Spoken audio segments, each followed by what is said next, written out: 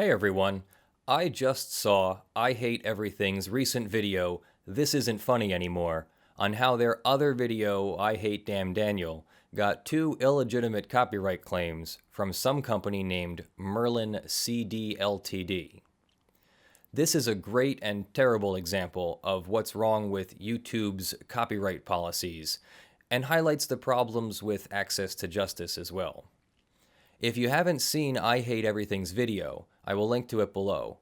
It simply shows the copyright claims on his video while he explains how nothing in his video is even remotely close to copyright infringement, and the claim must be false. He goes on to show that he contacted the actual copyright owner, Dylan Dawzat, I apologize for my pronunciation, who has stated publicly that they have nothing to do with the copyright claims. I Hate Everything goes on to explain that, even though he expects to prevail over the false claim and that the video will be reinstated, he will lose all of the revenue to the claimant in the meantime, Merlin CDLTD. First, let me give you my genuine reaction to all of this. What the f***? Now, this is patently unfair and against the law. And by patently, I mean it is obviously unfair. So unfair that it's inevitable that someone would exploit a system like this in exactly this way. So obvious that the creators of this terrible policy should have seen this coming. I went over a bit of this in my previous WTFU video, but here's a quick summary.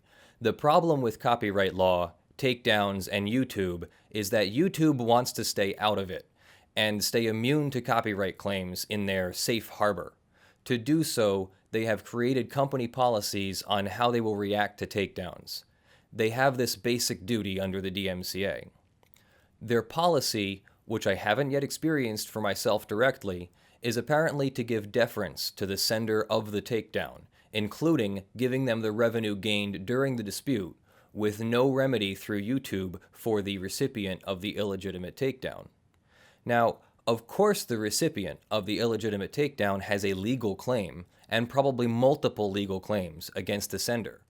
But that claimant has to be willing and able to push the thing into court, or at least take action outside of YouTube, because it appears YouTube is not yet helping.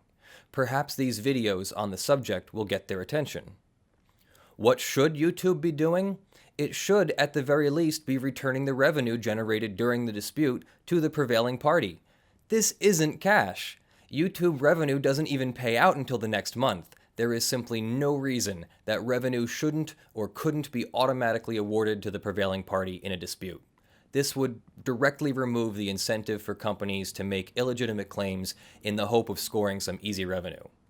Second, if a channel can get strikes for receiving copyright claims, then channels should be getting strikes for sending illegitimate claims. 3 strikes, and you can't send any more takedowns without paying for a review from an independent copyright attorney. YouTube has apparently started defending some videos that gets lots of illegitimate claims, but only a select few. A simple policy change would go a long way to leveling the playing field. And isn't that what the internet is all about? So, what are creators supposed to do? They have to fight, small or large. Yes, it means putting in time, effort, and money into the fight, but it's the only way to stop illegitimate claims. Some legitimate claims are on the line and are sincere disputes over borderline content, but clearly false claims need to come with consequences or they will be further incentivized.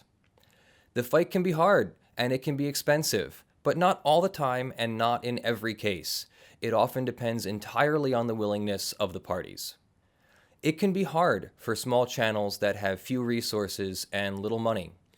Perhaps an organization could be formed to represent small channels in disputes like this for a reduced or no fee supported by the community.